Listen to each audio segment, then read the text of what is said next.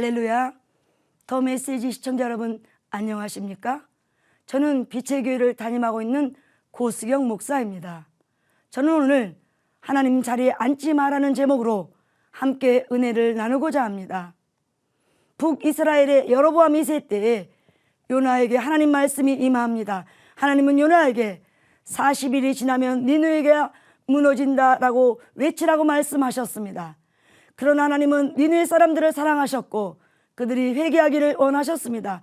하나님은 요나서 4장 11절에서 이 큰 성읍 니느웨에는 자유를 분별하지 못하는 자가 12만 명이요 가축도 많이 있나니 내가 어찌 아끼지 아니하겠느냐라고 말씀하십니다. 그러나 니느웨는 이스라엘과 원수관계의 나라인 아수르의 수도였기 때문에 요나는 그들이 회개하고 죄악에서 돌이키는 것을 원치 않았습니다.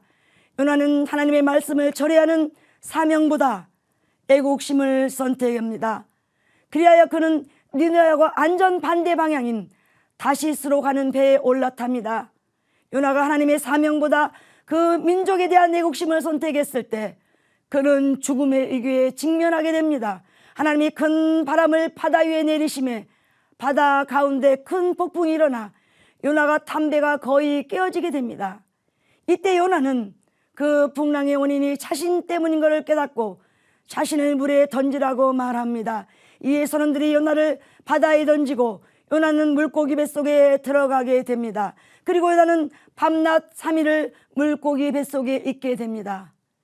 요나가 하나님의 사명 대신 애국심을 선택했을 때 그는 하나님의 말씀을 전혀 받지 못하는 캄캄한 영적 어두움에 갇히게 된 것입니다. 하나님은 로마서 13장 1절에서 권세는 하나님으로부터 나지 않음이 없나니 모든 권세는 다 하나님께서 정하신 바라라고 말씀하십니다. 또한 하나님은 누가서 1장 52절에서 권세 있는 자를 그 위에서 내리치셨으며라고 말씀하십니다.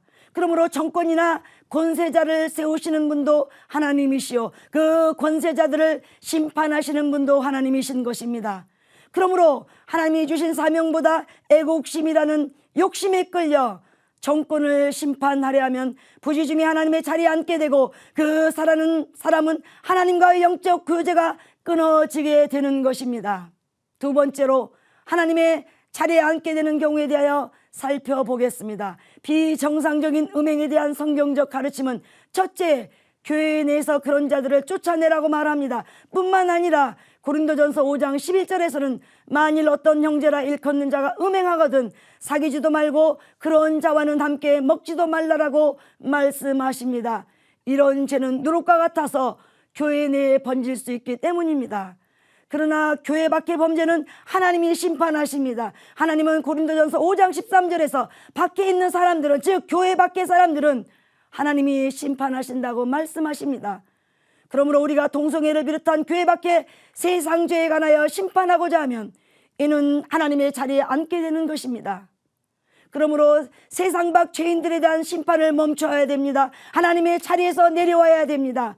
하나님 자리를 탐하다가 천상의 자리에서 쫓겨난 루시퍼의 비극적 종말을 기억해야 합니다.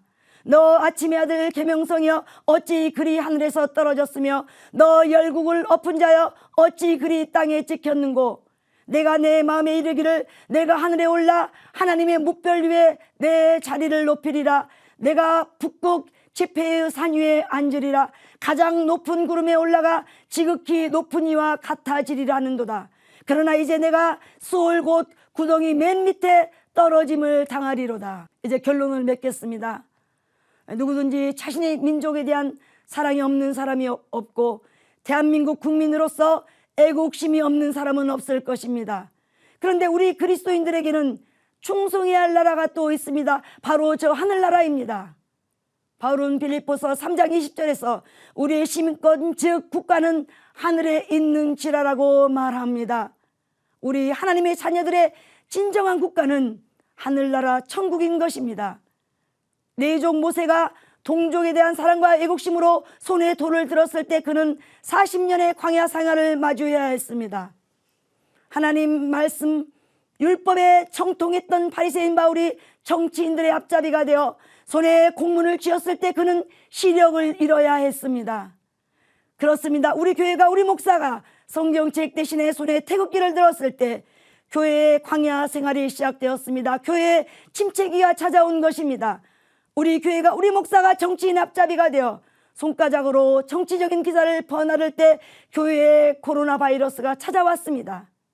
이제 이 전염병을 종식하고 교회가 다시 부흥하려면 우리 교회와 목사들이 말씀과 기도에 전무해야 합니다.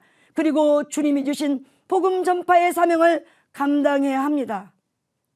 지금까지 더 메시지 고수경 목사였습니다.